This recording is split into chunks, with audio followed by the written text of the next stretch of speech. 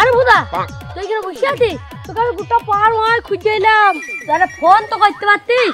করা হয় নাই।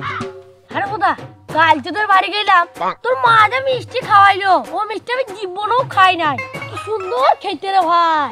তোর মাকে শোধাইলাম মিষ্টি খাওয়াইছো কি ব্যাপার? তোর মা বললো আজ ভোদাকে দেখতে আইবে। তা কি হইলো বল? কি হবে? কিছু হয়নি। কিছু হয় নাই? তো তোর মনটা তো খারাপ কেন? তা কি হয়েছে আমাকে একটু বল। কি আর বলবো ভাই, 10টা লোক এসেছিল, দুনিয়ার খাবারগুলা চব্য করে খেলো।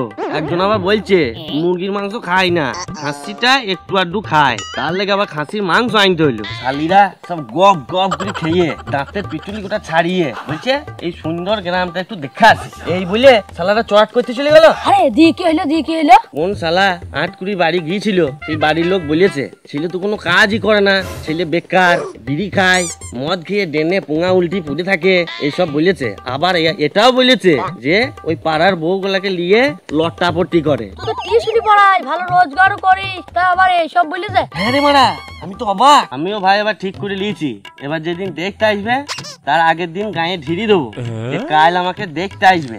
আর যে কান ভাঙানি দিবি তার বাড়িতে যদি মেয়ে থাকে তুলে নিয়ে এসে ঠাকুরতলায় বিয়ে করবো, আর যদি মেয়ে না থাকে সারা রাত তার বাড়িতে লেদা লেদা ঘুমাইবো, লেদা লেদা।